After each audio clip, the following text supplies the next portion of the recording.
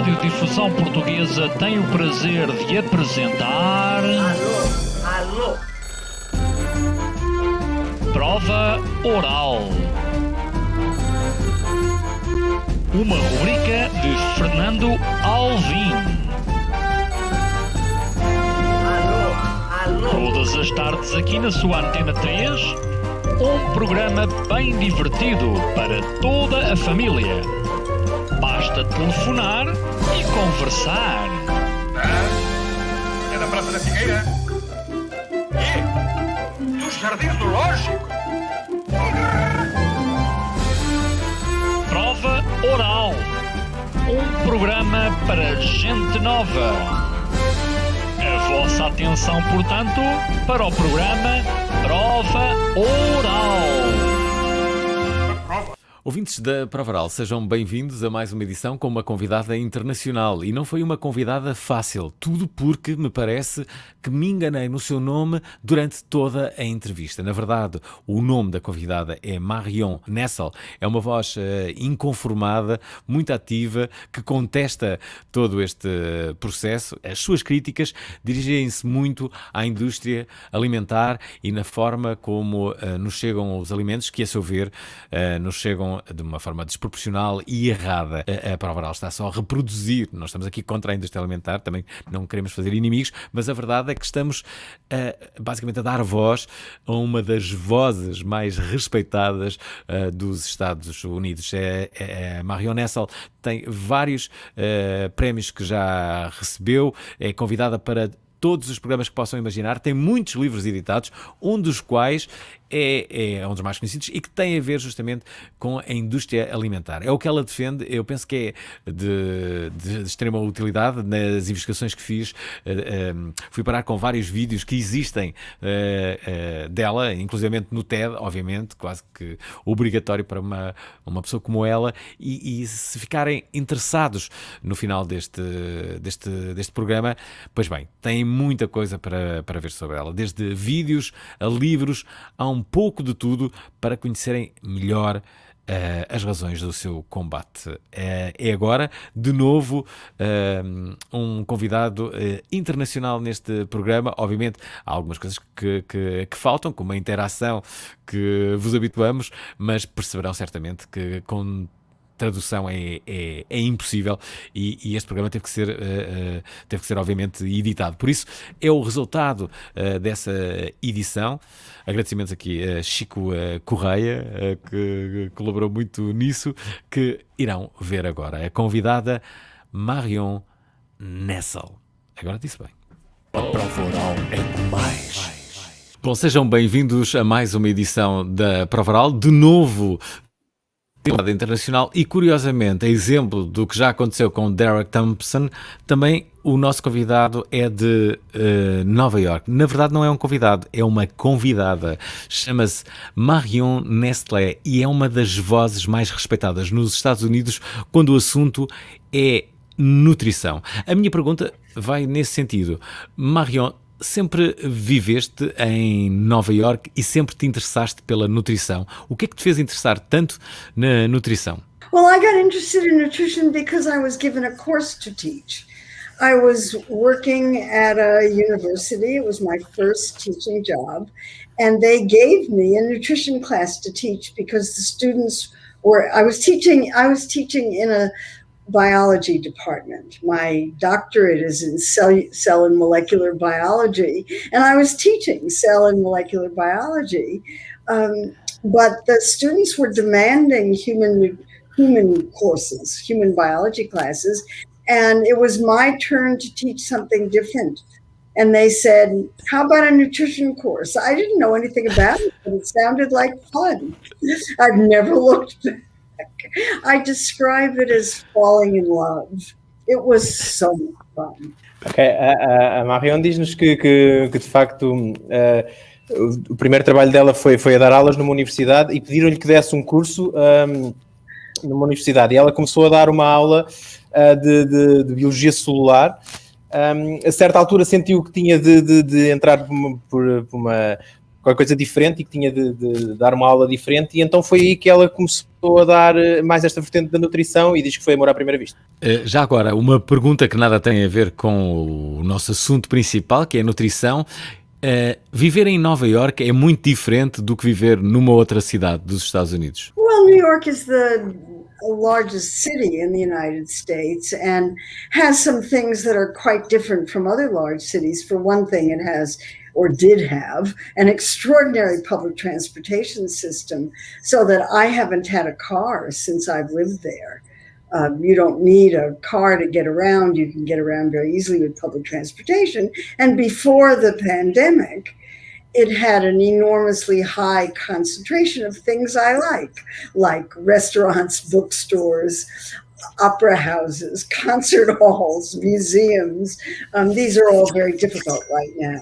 And I'm not actually living in New York City right now. I'm living upstate in the country. Ok, a Marian aqui diz-nos que Nova Iorque tem coisas muito boas, é a maior cidade dos Estados Unidos, e uma das coisas que ela aponta como sendo, como é que gosta muito, é o facto de ter uma excelente rede de transportes públicos. Diz que desde o tempo todo que morou em Nova Iorque não teve carro, portanto andava sempre em transportes públicos, que era facílimo conseguir ir para todo lado. Tinha também outras coisas boas, exatamente por ter tudo. Portanto, tinha restaurantes, tinha livrarias, museus, óperas, mas que neste momento diz-nos que já não mora em Nova Iorque, que já mora no campo. A Marian nota uma grande diferença entre a nutrição dependendo dos estados nos Estados Unidos. Se há variações, se consegue perceber isso? What people eat very much depends on how much money they have, whether they can afford to buy various kinds of foods, whether they eat a lot of processed food or eat a lot of fresh food. And there are places in the United States where wealthier people live and they eat very differently than poor people. I think this is true everywhere now, especially because of the pandemic. If the pandemic has done anything, it is to make the nutritional divide even greater than it was before. Ela diz-nos aqui que há um fator muito preponderante que influencia por todos os Estados Unidos aquilo que as pessoas comem, que é a sua capacidade monetária, portanto o dinheiro que as pessoas têm. Quanto mais dinheiro tiveres, tens tendência a comer a menos comida muito processada e menos fast food. Diz também que agora, por causa da pandemia em particular, se notou uma maior discrepância entre aquilo que as pessoas comem. Também, provavelmente, muito por causa da forma como a pandemia afetou a carteira das pessoas, não é? A pergunta vai nesse sentido. A pandemia veio melhorar os hábitos alimentares das pessoas com menos ou mais dinheiro. A ideia é que as pessoas têm agora mais tempo para fazer a sua comida. Comem em casa, podem ter uma comida mais saudável. Também é verdade que estão a beber mais. Well, once again, the influence of the pandemic on the way people eat depends on how much money they have. And how much time they have, and whether they're working or not working, whether they're employed or unemployed. So for people who have money and have time and have cooking facilities, they're cooking more. And this is very amusing because you go to supermarkets and you cannot get flour, for example, for baking. Or you cannot get jars for canning, for putting, for preserving fruits and vegetables. You can't get them because everybody wants them. On the other hand, there are people who are just doing the best they can and eating whatever is available and not too expensive for them. So it just depends.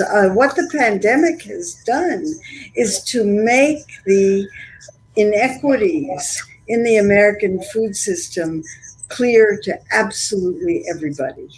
Ok, a Marian diz-nos aqui que de facto o que importa aqui é a condição monetária das pessoas, obviamente, que está sempre relacionada também com o tempo que têm, se estão a trabalhar ou se não estão a trabalhar. As pessoas que têm mais dinheiro e que têm mais tempo também tendem sim a fazer uma alimentação, a cozinhar mais em casa, e isso foi bom. Aliás, ela diz que nota que às vezes vai ao supermercado e há uma variedade de produtos que já não consegues encontrar, como por exemplo tupperwares para guardares a comida que desapareceram. Portanto, nota-se que o pessoal tem cozinhado mais e tem passado mais tempo em casa. Mas também há o tal fosso que separou muito as coisas e faz com que as pessoas que não têm trabalho ou que não têm tanto dinheiro recorram mais às comidas processadas. Uma pergunta que me parece obrigatória e um tanto ou quanto genérica é esta. Durante todos estes anos que se tem dedicado à nutrição, o que é que aprendeu? O que é que nos pode ensinar? It's so simple. The more I learn about it, the simpler I think it is. What people should be eating is so simple that the journalist Michael Pollan can do it in 7 words. Eat food, not too much, mostly plants. Really, that's all there is to it. I just wish everybody could understand that. But why people don't understand that? Oh, people don't understand it because because food is an enormous business. And if people ate according to those principles and ate real food, meaning not processed foods, if they bought food and cooked it, all the companies that make processed foods wouldn't make any money. They'd be out of business. And so there is an enormous industry that has as a goal keeping its stockholders well paid. And anytime you say, well, you shouldn't be eating what we're now calling ultra-processed foods. These are foods that are industrially produced, have lots of additives, can't make them in home kitchens. If you say that, all of the companies that are involved in producing those foods get very upset. And so food is very political, and the politics, I think, confuses people a great deal.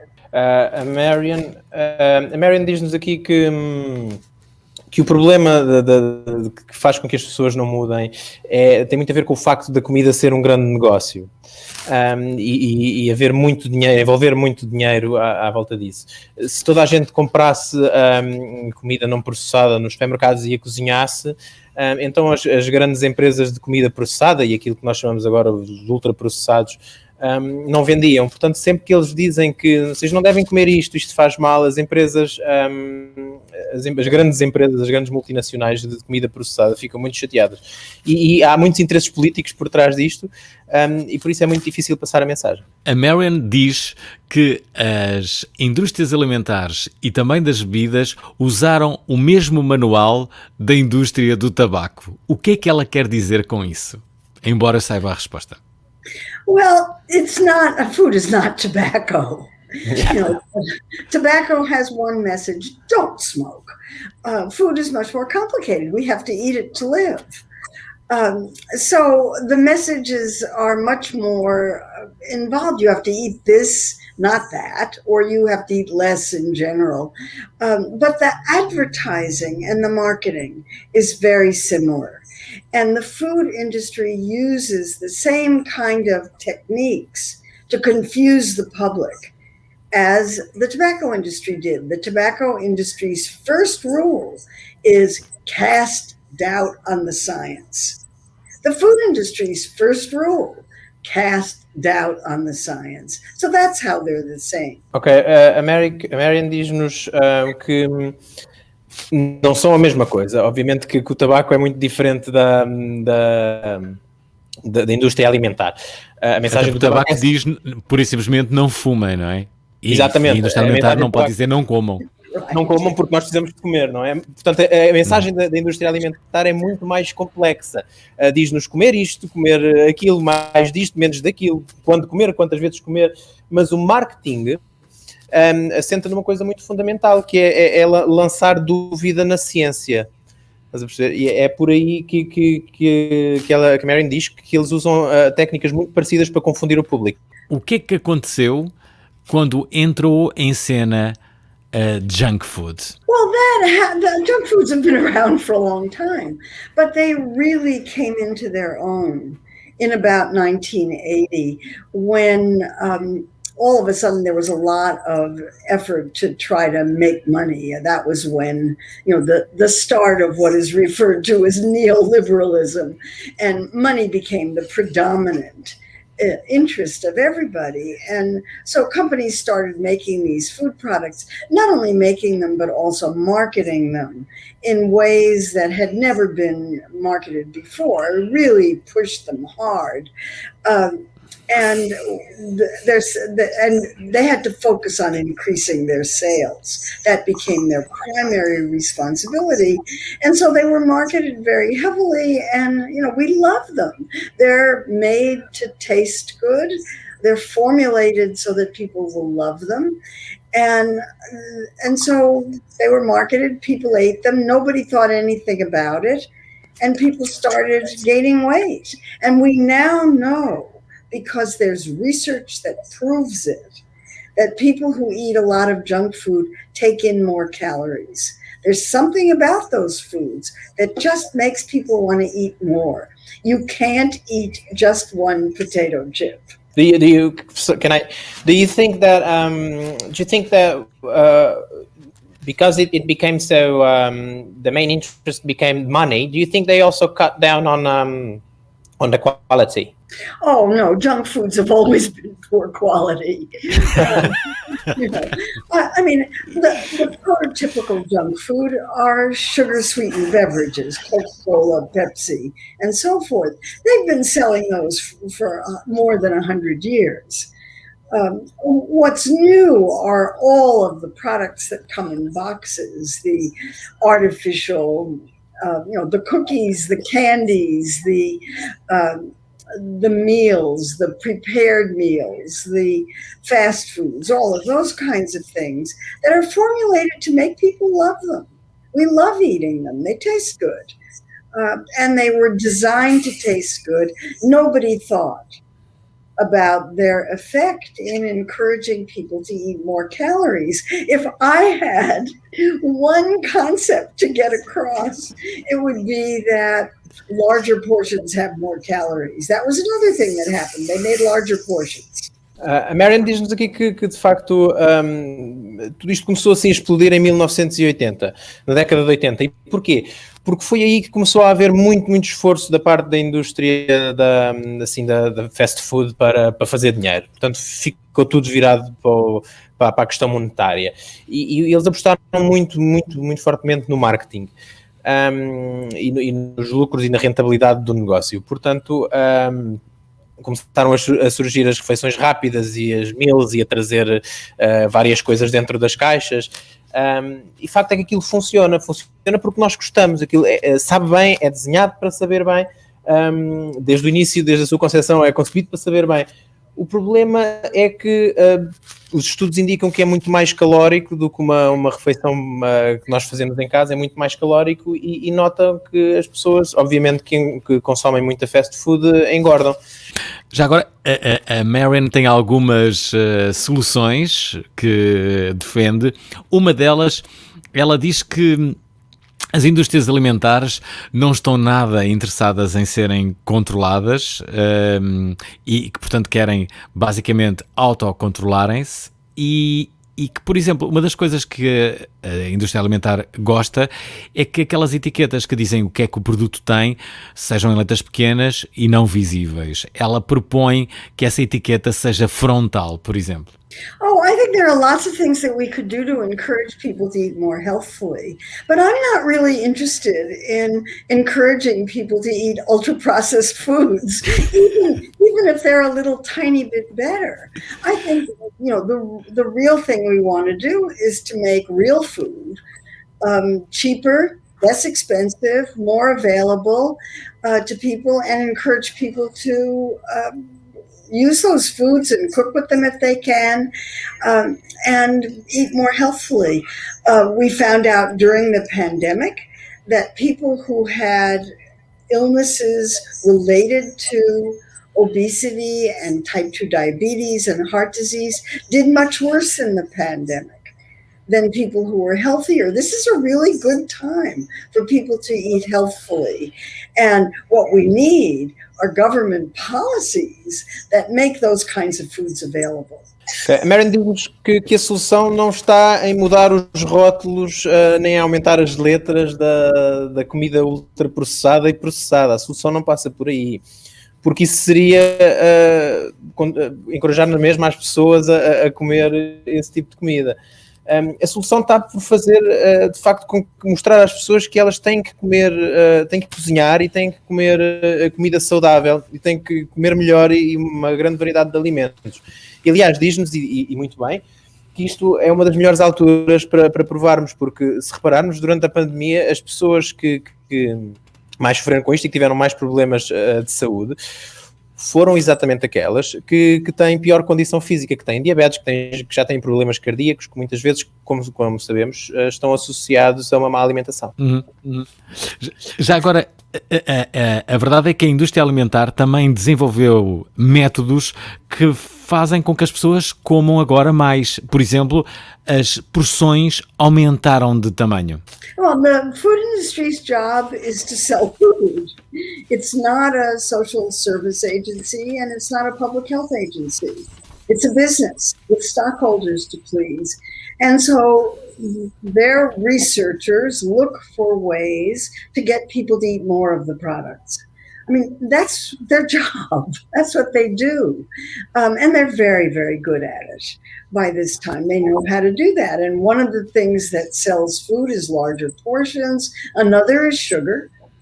Another is salt, crispness. I mean, all of these things have been very, very well researched. And they work. And against this kind of research, most people just don't even think about it. They think, oh, this tastes good. I'm going to buy it. And I'm going to start eating it, and I'm not going to be able to stop. What's the influence of sugar? Why did they adding more sugar increases the amount of food people eat? We love the taste of sugar. We love the way it tastes. The more sugar, the more we like it. So food companies have learned that the more sugar they put into foods, the more people buy them and the more people eat of them, even though sugar is the last thing in the world most people need more of. We would all be healthier eating less sugar. Então a Marion diz-nos aqui que sim, de facto, as empresas da indústria alimentar tendem a fazer isso, e porque é simples, porque o trabalho deles é vender. Portanto, eles não são uma instituição de saúde, nem de caridade social, são uma empresa cujo objetivo primário é fazer dinheiro. Têm acionistas que todos querem ganhar dinheiro. E, portanto, os investigadores deles e o pessoal do marketing procura formas de fazer com que nós comamos mais, e eles, de facto, são muito bons nisso. Tem aqui algumas formas de fazer. Uma delas é aumentar as porções, outras é aumentar o açúcar que põe na comida, e a Marion diz aqui que nós adoramos açúcar e, portanto, tudo aquilo que tiver açúcar nós comemos, e que é que, de facto, uma coisa que nenhum de nós precisa é açúcar, porque já todos comemos tanto, mas se tiver açúcar nós comemos, e eles perceberam isso bem cedo e, portanto, aplicam essa regra e funciona muito bem. Uma das coisas que a Marion fala muito nas suas conferências é dos estudos que as empresas alimentares e também de bebidas fazem. Ela quer explicar o que defende. Yes, I do. And I also want to mention that my book about those studies is translated into Portuguese. Yes. I don't know if you know that, but... Yeah. I read it. We read it. Okay. I mean, I forgot that. I mentioned it. So I'm very excited to have a Portuguese book. Food companies, one of the ways that food companies sell their products and deal with the whole question of the research is that they fund their own research studies. And by the most amazing coincidence, those studies always come out just the way they want them to. Ela diz-nos que, Marion diz-nos aqui que sobre esses estudos tem uma teoria muito interessante. É que são eles que pagam os próprios fundos, portanto, são eles que, os próprios estudos, perdão, são eles que pagam para que se façam esses estudos. E por incrível que pareça, não sei se acreditas nisso, é verdade, por incrível que pareça, os estudos dizem sempre aquilo que eles querem que se diga, não é? Tem a ver com a tal questão de desacreditar a ciência, não é? Já agora, pergunto-lhe, então, porquê que não há estudos independentes, verdadeiramente independentes? There are independent studies, but the government doesn't fund as much research as it used to. And food companies have discovered that if they can get researchers to do studies that demonstrate that their product is healthy, is not unhealthy, and that anybody who says it is unhealthy, the research there is so terrible that you don't have to pay any attention to it. And you don't have to worry about diet because physical activity is more important in how much you weigh. If they can get people to believe that because there are studies that show it, then the public will be confused about the product. And the soft drink companies have taken the lead in this. Coca-Cola has funded hundreds of studies to demonstrate that you don't have to worry about sugar or sugary drinks if you're worried about obesity. It has nothing to do with obesity, whereas independently funded studies show a very strong correlation. So for the public, this is very confusing. The public doesn't read the studies. They don't know who pays for the studies. And that's why I think the whole business about industry funding of research deserved its own book. Marion diz-nos que há estudos independentes, poucos, mas há, que o problema é que o Estado não dá tantos apoios à investigação como dava de antes. E então quem acaba por apoiar as investigações são as próprias empresas, que descobriram também que é muito mais fácil obter bons resultados com esses estudos se forem elas a patrociná-los. Ele dá-nos aqui um exemplo. Há muitos estudos, alguns estudos que dizem que não é preciso fazer dieta ou comermos de forma saudável para termos um bom físico, basta fazermos desporto.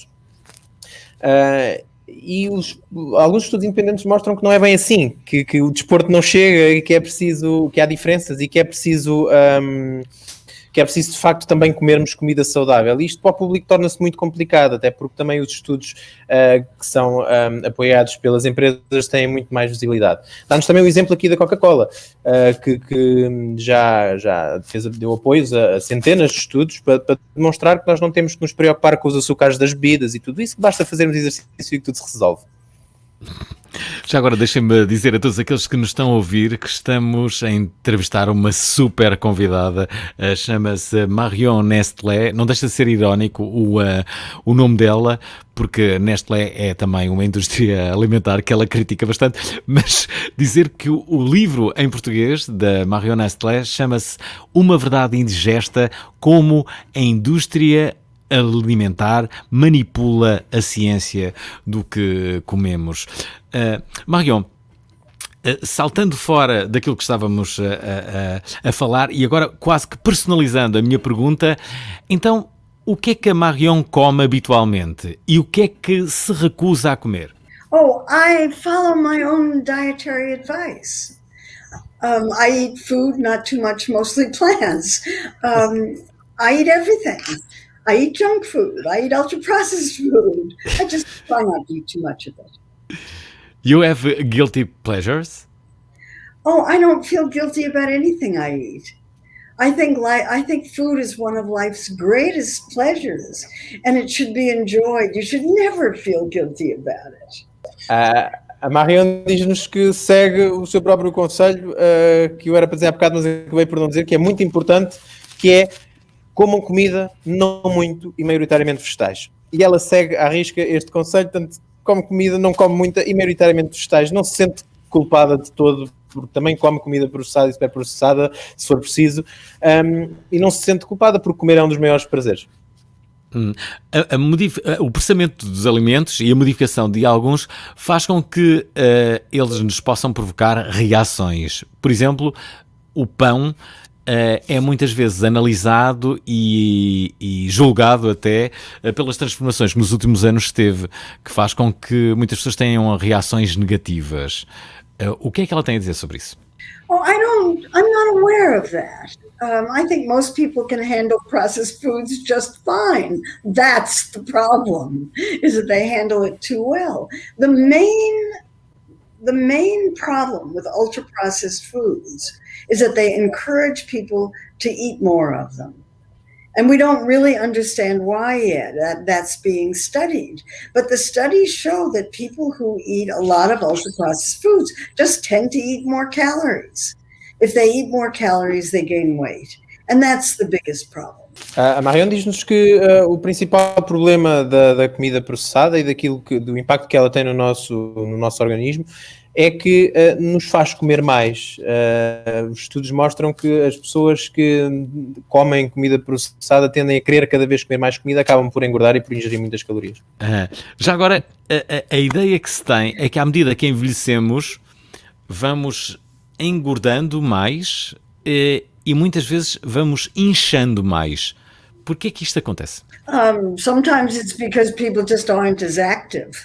One thing that happens when you get older, I think it's the biggest dirty trick about getting older, is you can't eat as much. Metabolism slows down, and so the same amount of food that you ate when you were younger would make you fat if you ate the same when you get older. And every year it's less and less. It's not fun at all. Do you feel that pressure, Marion?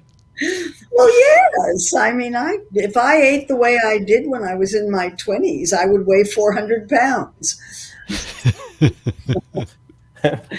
A Marion diz que a pior coisa com a idade, que acontece com a idade, é que não podemos comer tanto. O nosso metabolismo abranda, portanto a forma como o nosso corpo processa a comida é diferente, e se comermos o mesmo acabamos por engordar, portanto temos que comer muito menos. E o problema é que à medida que quanto mais velhos vamos ficando, mais temos que reduzir a quantidade de alimentos que ingerimos para não engordarmos. Já agora, o que é que ela pensa da dieta da moda? Por exemplo, agora toda a gente fala na dieta do jejum. O que é que isto lhe diz? Which one? I didn't understand. The diet of not eating for long periods of time. Oh, fasting. Yeah. Whatever. All diets work to help people lose weight. It doesn't matter what the diet is. If you reduce your calorie intake, you're going to lose weight. I think fasting is fine if you like doing it. I don't like doing it. I think eating is wonderful and not eating is not so much fun. So it's not something that I personally would like to do, but there are people who say it makes them feel better. Fine. Just don't do it for too long. A Marion diz-nos que todas as dietas funcionam. A base das dietas é simples. Se ingerirmos menos calorias, acabamos por perder peso. Portanto, sim, o jejum é sem dúvida uma alternativa. Se nós gostamos, ela pessoalmente não gosta. Aquilo que ela aconselha é para não fazermos uma dieta de jejum durante muito tempo. Já agora, ela conhece a realidade portuguesa? Yes, I was in Portugal a couple of years ago, and I thought the food was wonderful. Yes. What do you remember? Oh, don't ask me that. Okay. I thought the food was very good. I remember going to a restaurant where there was excellent fish, and the nutritionists in Portugal are doing a lot of work to set up appropriate standards for making dietary recommendations and all those, and they're quite good. Ok. A Marion diz-nos que, para começar, diz-nos que já esteve em Portugal há uns anos atrás e que achou a comida maravilhosa e ficou apaixonada pela nossa comida, principalmente pelo peixe, que se lembra de ter cá comido, que achou incrível. Segundo o que ela sabe de Portugal, é que os nutricionistas estão a trabalhar muito no sentido de orientar as pessoas e de passar bons conselhos sobre uma alimentação saudável. E que, segundo aquilo que ela sabe, está a funcionar. Já agora, uma pergunta incómoda. Não acha que as nossas crianças, desde muito cedo, são viciadas em açúcar? I don't know anything about your children. Well, in general. I mean, this is what the food industry is doing, is it tries to market sugar to children, and children love sugar. everybody loves sugar, and children especially do. And so that's why the breakfast cereals have so much sugar in them. It's why the food industry markets directly to children, which I think they shouldn't do and shouldn't be allowed to do, but they do. And the more sugar they put into foods, the more kids like them. I don't think that's good for children. It would be much better for children to be eating healthier foods. But it's very difficult to fight an industry that is so successful in marketing to children that the children ask for these foods by brand name. Diz que a Marion diz-nos aqui que é assim porque sim, que de facto as crianças comem muito açúcar, e isso é porque é o que a indústria está a fazer, é o marketing, apontar o marketing todo deles às crianças. Estamos numa era em que as crianças sabem o nome dos produtos todos que gostam de consumir, pelo nome, sabem de cor e consomem-nos porque têm açúcar. É simples, as empresas perceberam isso muito cedo. E quanto mais açúcar tem, mais as crianças gostam e mais eficaz é o marketing que eles fazem. Por isso é muito difícil, a Marion diz que é muito difícil lutar contra a indústria, porque é uma indústria muito grande e gera muito dinheiro. Mas agora, será que no futuro a legislação poderá proibir, por exemplo, a publicidade de produtos com muito açúcar para as crianças, por exemplo? I hope so.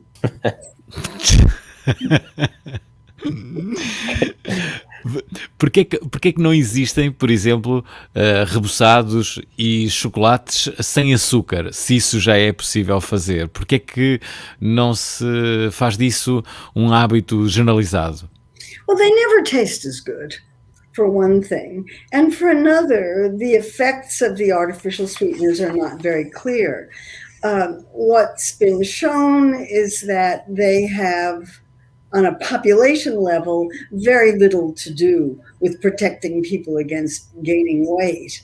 And they're chemicals. They're not chemicals that we evolved to eat. They're ultra-processed. And if there's one category of food that I think we should be encouraging everyone to avoid, it's ultra-processed foods. And anything with artificial sweeteners falls into that category and should be avoided. Okay. A Marion diz-nos que é simples, por dois motivos. Porque não sabem tão bem, e depois porque esses tipos de reboçados e guloseimas sem açúcar são feitos por adoçantes artificiais e os efeitos desses adoçantes a longo prazo não são bem conhecidos, até porque são químicos ultraprocessados, e ela diz que não é recomendável, nunca recomendaria que se consumisse qualquer tipo de coisa muito ultraprocessada, principalmente quando não sabemos os efeitos a longo prazo. Já agora, como é que ela vê a comida no futuro? A comida saudável, e se pensa que cada vez a tendência será para nós sermos mais vegetarianos, por exemplo? O que é que pensa, por exemplo, dos vegetarianos? Oh, I think vegetarian diets are just fine. I'm not a vegetarian myself. I eat meat and animal products, just not in very large amounts. But, I think food is fine. We have plenty of food. The big problem is it's not distributed equitably. And unless that problem is solved, we're going to have big problems in the future. A Marion diz-nos que as dietas vegetarianas são boas e que fazem bem à saúde, e ela concorda com elas. Não é o caso dela, ela come carne, mas tenta sempre comer em poucas quantidades. A tal regra que ela disse há bocado, comer pouca comida, maioritariamente vegetais. E diz que o problema aqui é que, de facto, que nós temos comida, nós temos boa comida, ela é mal distribuída. Portanto, esse é o principal ponto que nós temos que atacar. Já agora, nos sucessivos governos americanos, qual foi aquele que, no seu entender, prestou um melhor serviço à nutrição? I think it's very hard to say. I mean, each government has tried to do something to promote healthier diets.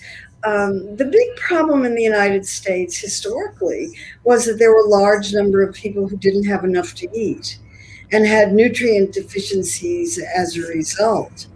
And that various presidents in the 1930s were a very, very difficult time in the United States, something that we haven't seen since, except during the pandemic, when large numbers of people were out of work and farmers couldn't sell their food because there was no outlet for it, and people were on lines waiting for handouts of food. That was in the 1930s. And the presidents during and after the 1930s tried to deal with that in various ways.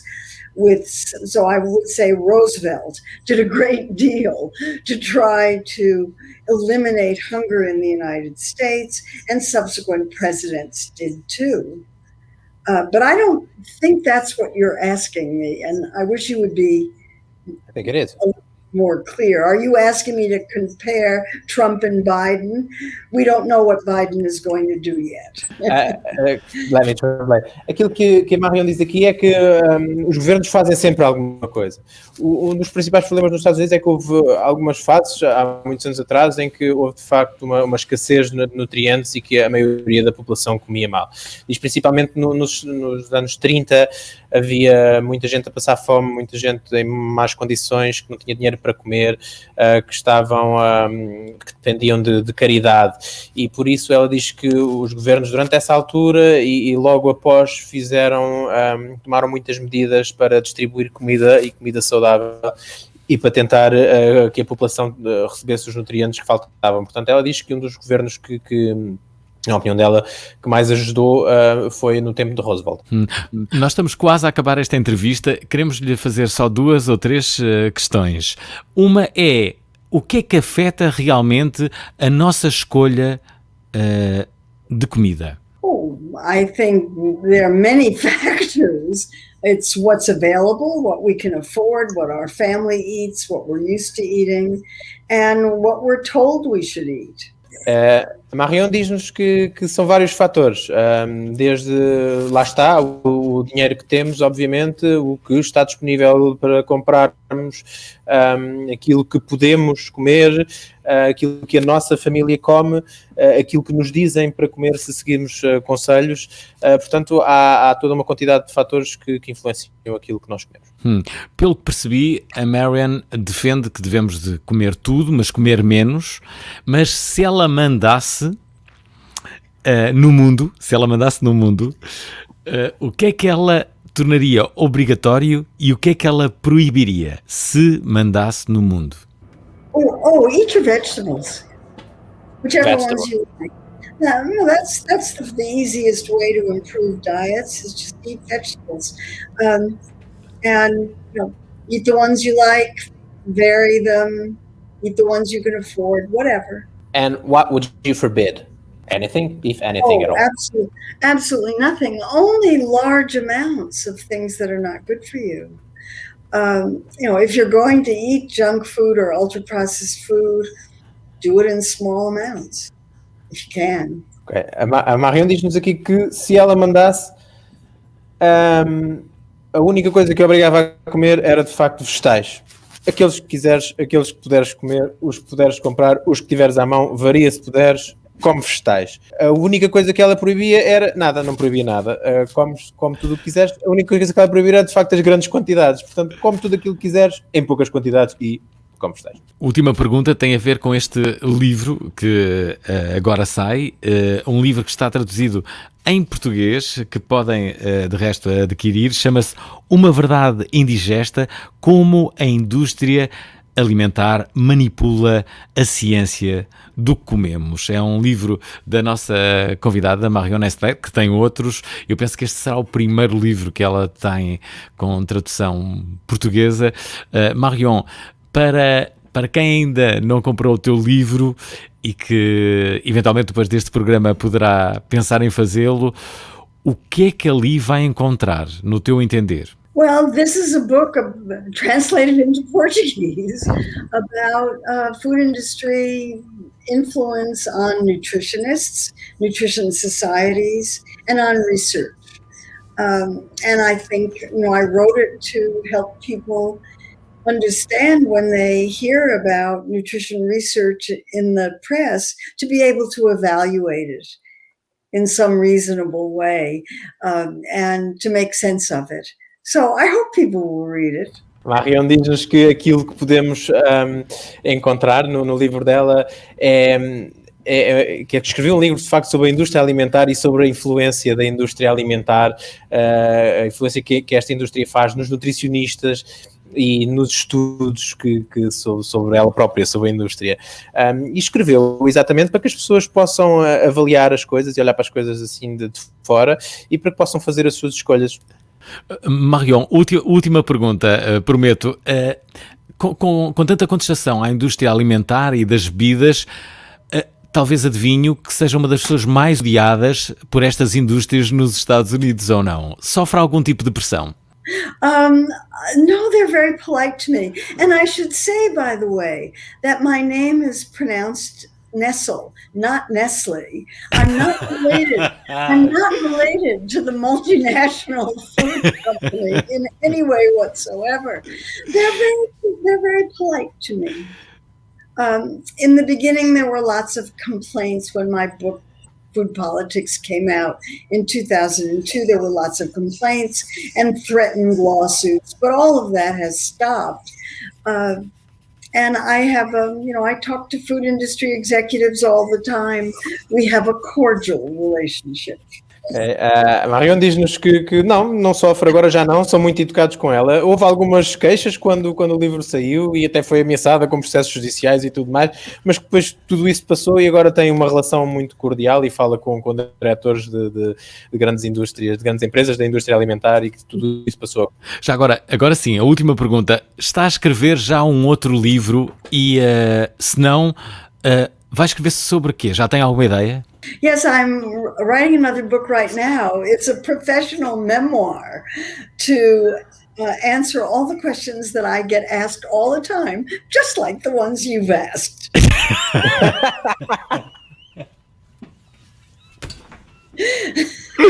I love your answer.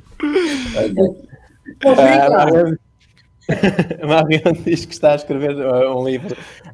Sim, é um conjunto de memórias que pretende responder a todas as perguntas que geralmente lhe fazem, como as últimas 10. Marion, thank you very much for being here with us. Obrigada. Nice to meet you. Thank you, so nice to meet you. Thank you. Bye. Thank you, Marion. E pronto, foi a entrevista, assim, abruptamente. Pareceu-nos que Marion Nestle foi muito, como direi, muito assertiva nas suas respostas. Não se alongou em muitas delas. Eu tenho uma tese, que é pelo facto de estar sempre a enganar-me no nome dela. Eu acho que foi isso.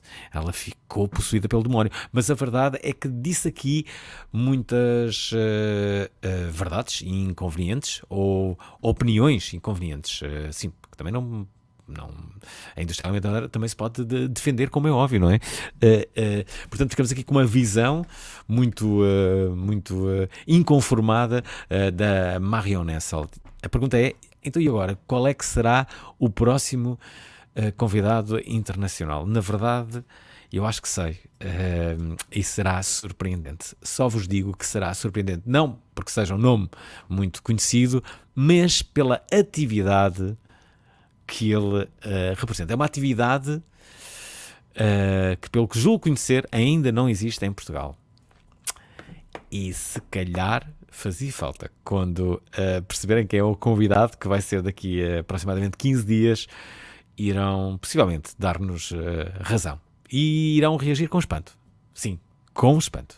E pronto, foi a entrevista com Marion Nestle na Provaral. Até amanhã, onde vamos falar de filosofia. Sim, filosofia com José Prudêncio.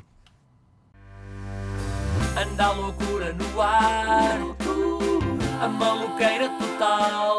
Tá na hora do país animar, tá na hora da prova oral. Quer dizer, a prova oral, a prova oral, meu, é uma cena mesmo que a prova oral, meu, eu curto bué, meu, a prova oral, meu.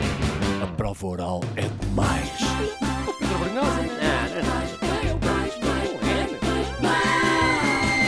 Anda a loucura no ar, a maluqueira total. A prova oral é demais. Mas é demais o quê? Quer dizer, é demais. Isso acha? São vocês que acham, quer dizer. Pá, não, meu fogo, é o grande bué, meu fogo, prova oral, man, foda, meu, é fixe, meu, prova oral. A prova oral é demais.